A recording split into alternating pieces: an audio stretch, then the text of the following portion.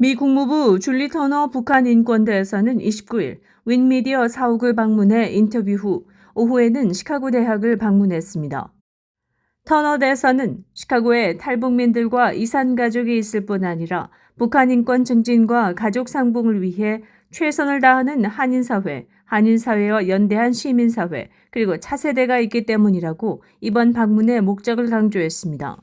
시카고 대학에서는 탈북민의 영어 교육, 고등교육 기회, 주거 등을 지원하는 에녹, 피어슨 연구소, 동아시아 학센터 등의 초청으로 시카고 대학생과 연구진을 위해 강연했습니다. 시카고 국제문제협의회와의 미팅에서는 동아시아 인권 실태와 민주주의 수호를 위한 미국의 정책 브리핑을 가진 후 참석자들과 질의응답 시간을 가졌습니다. 터너 대사는 차세대들이 인권 및 외교 정책에 수준 높은 질문을 던졌으며 한인 및 탈북민의 목소리에 귀 기울이는 차원에서 시카고 방문 결과를 국무부 팀과 공유할 것이라고 말했습니다. 윈티비 뉴스투데이입니다. 도널드 트럼프 전 대통령이 받는 형사재판의 담당 판사가 핵심 증인 등 재판 관련자를 비방하지 말라는 자신의 명령을 트럼프 전 대통령이 지키지 않았다며 벌금을 부과했습니다.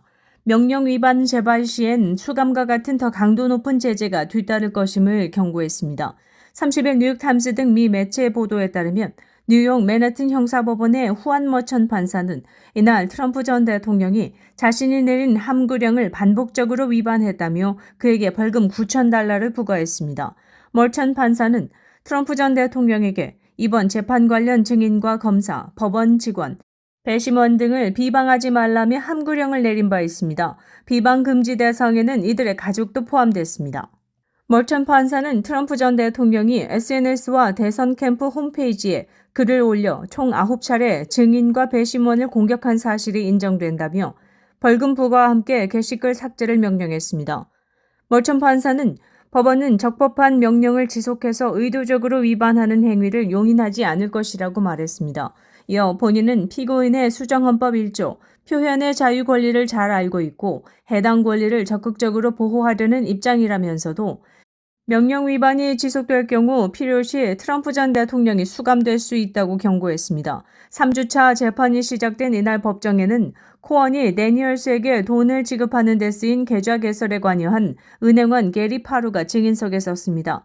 한편 머천 판사는 트럼프 전 대통령이 재판 일정 도중인 5월 17일 막내 아들 베런의 고등학교 졸업식에 참석할 수 있도록 허용한다고 결정했습니다. 트럼프 전 대통령은 이번 재판 탓에 아들 졸업식에 참석하지 못할 수 있다며 머천 판사를 공격해왔습니다. 뱅크 오브 호프가 2016년 7월 출범 이후 첫 인수합병을 단행했습니다. 케빈 김 행장은 29일 기자회견을 갖고 2024년 1분기 실적과 함께 하와이주에 본점을 둔 주류은행 테리토리얼 세이빙스 뱅크를 인수합병한다고 발표했습니다. 이로써 뱅크 오브 호프는 출범 후 처음으로 하와이주에 진출하며 미 본토와 하와이까지 아우르는 내셔널 아시안 은행으로 도약하게 됐습니다. 테리토리얼 세이빙스 뱅크는 하와이 주도 호놀룰루에 본점을 두고 1921년 설립된 지역은행으로 지난해 말 기준 총 자산 22억 3,722만 달러 규모의 커뮤니티 뱅크로 하와이주 4개 섬에 28개 지점을 두고 있습니다.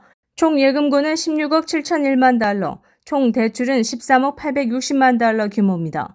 케빈 김 행장은 이번 인수합병이 두 은행 이사회의 승인을 받았으며 앞으로 테리토리얼 세이빙스 주주의 승인 절차 및 은행 감독국 승인을 거쳐 올해 말까지 인수 절차를 완료할 계획이라고 밝혔습니다. 인수는 100% 주식 거래로 이루어집니다. 테리토리얼 세이빙스 뱅크의 주주는 보유 주식 1주당 0.8048주에 뱅크 오브 호프 주식을 받게 됩니다. 주식 교환을 X로 환산하면 약 7,860만 달러 규모입니다. 뱅크 오브 호프는 은행 인수가 완료돼도 하와이주에서 테리토리얼 세이빙스 뱅크 이름으로 계속 영업을 하면서 자회사로 둔다는 계획입니다.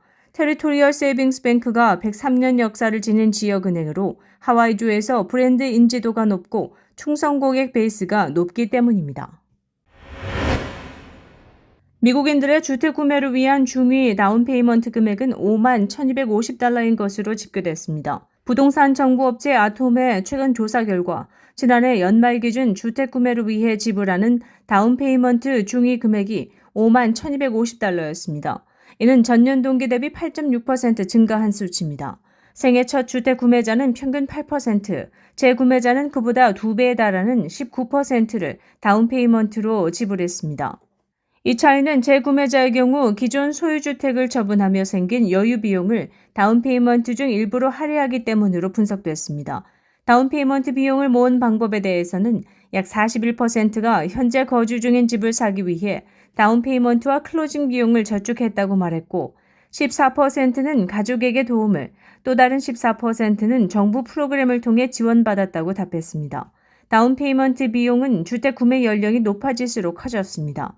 연령대별 다운페이먼트 비용은 24에서 32세가 8%로 시작, 33에서 42세는 11%, 43에서 57세는 10%, 58에서 67세 20%, 68에서 76세는 21%며 77에서 97세는 27%였습니다. 한편 이상적인 수치인 20% 다운페이먼트가 어렵다면 피기백 모기지를 사용하는 방법도 있는 것으로 알려졌습니다.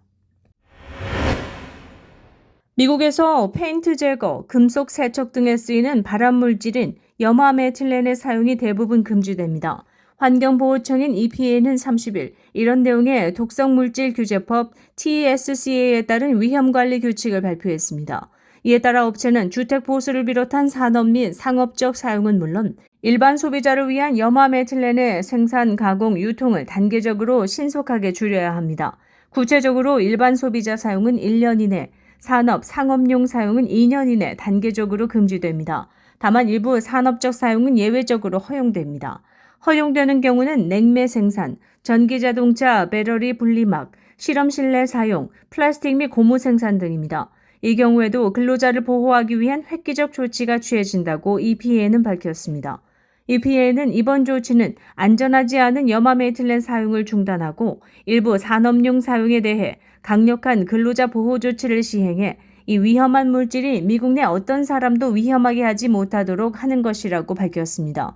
주로 산업 환경에서 사용되는 염화메틸렌은 간암, 유방암, 뇌암, 혈액암 등은 물론 간 손상과 사망까지 초래할 수 있는 것으로 알려졌다고 EPA는 밝혔습니다. 1980년 이래 미국에서 최소 88명이 염화메틸렌에 노출돼 사망했으며 이들 대부분은 욕조 보수 도장이나 다른 페인트 제거 작업 중이었다고 EPA는 설명했습니다. 전국 창고형 마트인 코스코가 회원권 특가 판매에 나서고 있어 소비자들의 관심이 쏠리고 있습니다. 29일 유통업계에 따르면 코스코는 골드스타 연간 회원권을 $20에 할인 판매하는 특가 행사를 실시하고 있다고 밝혔습니다. 코스코 골드스타 회원권의 현행 1년 회비는 $60입니다. 코스코 골드스타 연간 회원권을 할인 구매하기 위해선 온라인 마켓플레이스 스택 소셜에 접속해 유효한 이메일 주소와 지불 방식을 선택하면 됩니다. 골드스타 회원권을 $60에 구매하면 $40의 코스코 기프트 카드를 지급하는 방식으로 할인 가격이 적용됩니다. 기프트 카드는 이메일을 통한 디지털 방식으로 제공됩니다. 코스코는 회원권 할인 특가 판매를 자사 웹사이트에서도 진행하며 프로모션 코드 PARA24를 입력하면 할인 혜택을 볼 수 있습니다. 이번 골드스타 회원권 특가 판매는 기존 회원에게는 적용되지 않으며 과거 18개월 동안 비회원이어야 적용 대상입니다. 구매도 오는 6월 16일까지 완료해야 합니다. 2017년 이후 코스코 골드스타 회원권으로 전 세계 매장을 쇼핑할 수 있으며 같은 주소에 거주하는 18세 이상 성인 2명까지 이용이 가능합니다. 체크 등이 든 우편물을 훔쳐 수십만 달러를 빼돌린 한인 포함 우편물 절도 사기 전문 조직이 덜미를 잡혔습니다. 미주리주 검찰에 따르면 세인트 찰스와 워런 카운티에서 우편물 절도 사기를 벌인 루벤 김 씨를 포함한 4명의 절도단이 혐의에 대해 유죄를 인정했다고 폭스2나우 등 세인트루이스 지역 매체가 28일 보도했습니다. 이에 따르면 엘리아 브릭스는 지난 24일 세인트루이스 지방법원에서 은행 사기 3건과 개인정보 도용 2건에 대한 유죄를 인정했습니다. 또한 제시카 커크패트릭과 루벤 김씨, 홀리 네일러도 각각 은행 사기 2건에 대해 유죄를 인정했습니다. 검찰에 따르면 브릭스는 컨트랙터로 일하며 2019년부터 고용주의 집 우체통에서 우편물과 개인 체크 등을 훔쳐내 개인정보를 이용해 체크를 위조했습니다. 이 과정에서 김 씨와 커크패트릭, 네일러는 위조 수표를 현금화하는 것을 도왔습니다. 2021년 10월 체포 당시 브릭스는 마약과 백지 수표, 도난당하거나 사기당한 수표 총 4만 423달러를 소지하고 있었습니다. 이후 경찰은 수사를 통해 수십 명의 명의로 된 도난당한 우편물, 30개 이상의 도난당한 데비카드, 타인 이름으로 된 100개 이상의 수표를 발견했습니다.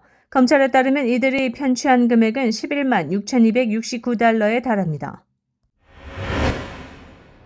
사람에게까지 감염될 수 있는 고병원성 조류 인플루엔자 H5N1이 철새를 통해 여러 나라로 퍼질 우려가 있다고 세계보건기구 WHO가 지적했습니다. WHO 글로벌 인플루엔자 프로그램 책임자 장웬칭 박사는 30일 스위스 제네바에서 열린 브리핑에서 미국에서 발견한 감염 사례와 같은 일이 철새로 인해 다른 나라에서 발생할 위험이 있다고 말했습니다. 웬칭 박사가 거론한 감염 사례는 이달 초 텍사스주의 한 주민이 H5N1에 감염된 젖소에 노출된 후 병에 걸린 일입니다. 야생조류와 접촉한 가축으로부터 인간이 조류 인플루엔자에 걸린 첫 사례라고 WHO는 평가하고 있습니다. H5N1이 포유류 집단에 퍼지기 시작하면 확산 위험이 그만큼 증가하고 인간 대 인간 전염이 이루어질 정도로 바이러스가 진화할 우려도 있다는 게 WHO의 진단입니다. 웬칭 박사는 이런 이유에서 미국의 젖소와 인간을 감염시킨 H5N1이 철새를 통해 다른 국가의 소에 감염될 우려를 예사롭게 여겨선 안 된다고 설명했습니다. 현재 CDC는 텍사스주 사례를 주시하면서 우유와 육류의 안전성을 검증하려고 한다고 장 박사는 전했습니다. 실제 젖소 감염 추정 시기인 지난 3월 말 이후로 최근까지 미국 9개 주에서 젖소 34마리가 H5N1에 감염된 것으로 WHO는 파악하고 있습니다. 웬칭 박사는 우리는 미국에서 발병 상황에 대해 정기적으로 정보를 공유하고 있다며 CDC와 협력해 상황을 점검하고 필요한 조처를 할 것이라고 덧붙였습니다. 29일 일리노이주는 메트로폴리탄 모빌리티 관리청 MMA 법안을 발의해 승객이 어떤 교통수단을 이용해도 하나의 통합승차권으로 지불 가능하도록 했습니다. 법안 지지자들은 현재 대중교통체계가 1980년에 설계돼 변화가 필요하며 단일기관 설립으로 예산 절감과 지역 교통국 간 예산 경쟁이 사라질 것이라고 말했습니다. 이 법안은 수년간의 논의 끝에 공식 발표됐지만 여전히 넘어야 할 산들이 많을 것으로 보입니다. 먼저 새로 설립되는 MMA 구성을 위해 주지사, 시장, 각 카운티 이사회 등의 추천을 통한 이사회 구성이 필요합니다. 또한 이 법안에 들어가는 예산 문제가 남아 있습니다. 의회가 이 법안의 운영 비용으로 매년 15억 달러를 책정했지만 당국은 각 기관들의 구조조정이 먼저 이뤄져야 한다고 주장하고 있습니다. 한편 이번 법안에 대해 4곳의 대중교통기관들은 인터뷰에서 입법의원들과 협력할 것이라고 밝혔습니다. RTA 측은 시카고의 대중교통 운영에 있어 이전부터 자금이 부족했다고 주장하며 이번 개혁 논의에 찬성의 입장을 표명했습니다. CTA는 자신들이 지역 대중교통에서 가장 큰 부담을 담당하고 있지만 적자 운영을 계속해왔다고 밝히며 역시 자금 부족에 대한 어려움을 호소했습니다. 페이스도 이번 법안을 통해 그동안 부족했던 투자 비용 문제가 해결되길 바란다고 밝혔으며 메트라 또한 이번 통합 논의에 적극 참여하길 원한다고 답했습니다. 시카고는 다리가 많은 도시로 조사 결과 시카고 교량 6개 중 1개가 구조적인 결함이 있는 것으로 나타났습니다. 전문가들은 일리노이주의 노후화된 교량이 많은 이유로 수십 년간 유지 보수 및 개량 작업에 자금이 부족했기 때문이라고 말했습니다. 교량 상태는 주정부 검사관이 불합격인 0에서 양호한 상태인 9까지 등급을 매깁니다. 4등급 이하는 구조적 결함이 있고 상태가 좋지 않은 수준을 의미하며 필센 지역의 18번 다리가 최근 4등급을 받았습니다. 구조공학 전문가인 일리노이 대학의 안사리 교수는 구조적 결함이 있는 다리는 당장 위험을 초래하지는 않지만 여전히 위험하다고 말했습니다. 특히 시카고 강을 가로지르는 상징적인 교량을 포함해 상태가 좋지 않은 교량이 100개에 달하는 것으로 알려졌습니다. 다운타운에서는 디어번, 라셀, 클락 스트리트 교량, 듀세이블 레이크쇼어 드라이브 교량 등이 상태가 좋지 않다고 평가됐습니다. 비영리 단체인 미국 도로 및 교통건설업자협회는 일리노이주를 구조적 결함이 있는 교량 수가 전국에서 3번째로 많은 것으로 꼽았습니다. 다만 일리노이 엔지니어링 협회장은 지난 20년간 일리노이주가 인프라에 대한 자금 지원이 거의 없었지만 2019년 일리노이 재건 프로젝트 법안이 의회를 통과해 지금은 어느 정도 자금이 확보됐다고 전했습니다. 주지사실 대변인은 현재 인프라 시설을 지원하기 위한 예산 약 50억 달러가 책정돼 있으며 이는 프리츠커 주지사가 취임했을 당시의 예산보다 10배 이상 많은 수준이라고 밝혔습니다.